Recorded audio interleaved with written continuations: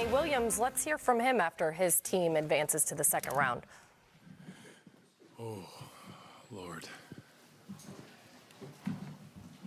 If I don't get a question, I'm leaving. No, I'm here. Coach, we got a few things going here. I understand. You've talked before about after a game and being like, hey, you should check me after a game and how you're. Yeah, I mean, it was a number of things. One, they just don't give up, you know, and Ty, he's one of the best I've seen at, you know, making adjustments, and most people call it junking up the game, but it's not junk in reference to how he operates, whether it's switching or putting bigger guys on smaller guys and vice versa. And I thought after the 50-point quarter we had, you know, they were going to do some things differently to try to slow us down, and they did. And we didn't execute in certain situations, and they started hitting shots, and then they were making a concerted effort to make or miss, get the ball down the floor and just get to the rim, and that put us in a bind. But we knew it was going to be like that in the closeout game, and to be able to make enough plays down the stretch. I thought J.O.'s steal was one of the biggest plays in the fourth quarter, and we just were able to make enough plays to win the game.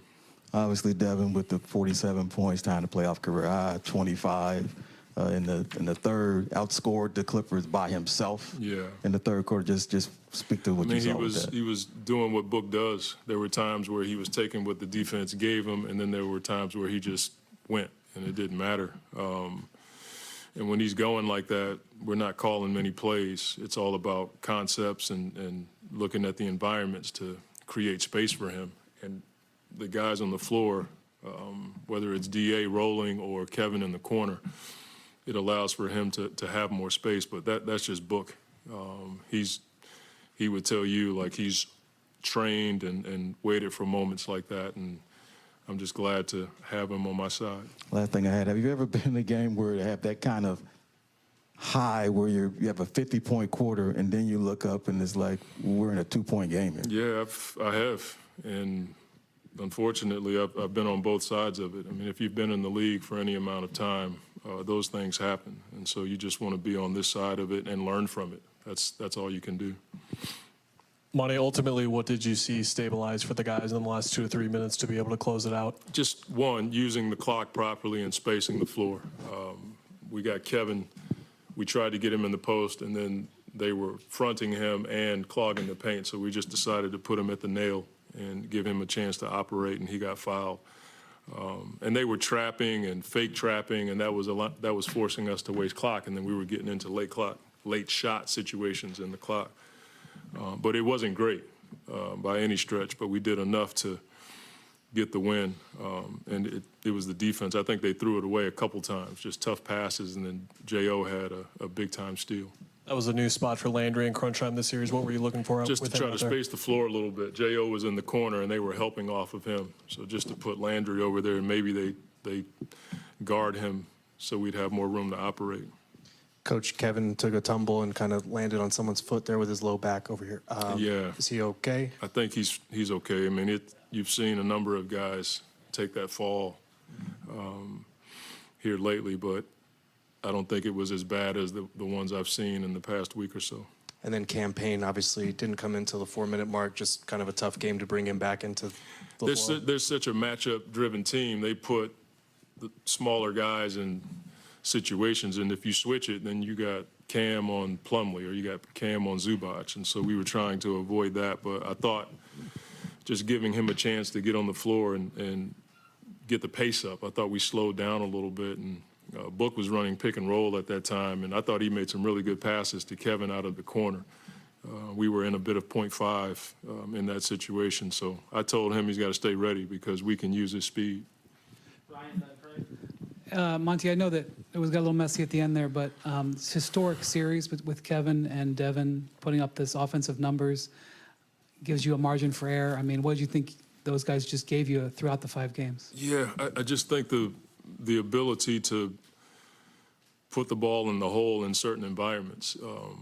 Once you get to game 3, 4, 5 in any series, your play calls are not going to be as effective. And so when you can throw the ball to two guys and sometimes three guys that can just go get a bucket, like that's playoff basketball. I think what we have to do and continue to get better at is spacing around those guys. And when they trap Book or trap Kevin, having a designated flash guy to make plays. I thought J.O. did a decent job of that. But those two guys, they score in bunches, and they score on every level. And I still think we can do a better job of finding Kevin, especially in transition. There were a few times I thought we could have found him for transition three. So we probably left some on the table with him. Monty, when Book has a quarter like he had in the third, is there thoughts to not rest him to start the fourth, where you think this guy's on fire? Isn't this like how it is? It's like I play him too much, now I'm not playing him enough. No, that's just an honest question about when a guy's on fire like that. I know it's honest, but I'm being honest too. I just think we have to be smart in those moments, and we had the lead. So if you have a guy going like that and you have the lead, you think you can buy some time to rest him because he just played the whole quarter. Monty, what did you think of the free throw discrepancy? It's not something that these are like those bait questions. You know what I'm saying? It's like we've had the high free throw number before, and now they have it. I thought they were really aggressive to attack the paint. That's what they did the last few games when Kawhi went down. And so when you attack the paint like that, you're going to get more free throws. I don't think it was – you can always talk about calls, like the ones that didn't go your way. I wouldn't say that was the case in this game. I just thought they attacked the basket efficiently.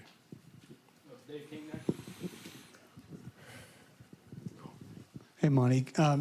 Kevin almost didn't get any shots in the fourth quarter. He didn't get a shot from the about 10-minute mark to the 1 minute when he got that transition layup.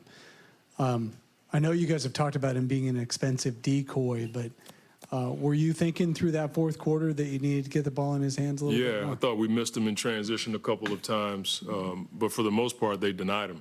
If you watch the film, you'll see one guy, he's in the corner, and the guy's denying him. We tried to put him in some screening actions, and they topped him, and then they put two guys around him. And that's why we put Landry in the game, hoping that would free him up a little bit. But I think we got to I have to figure out ways to get him in space so he can catch the ball freely and be able to go.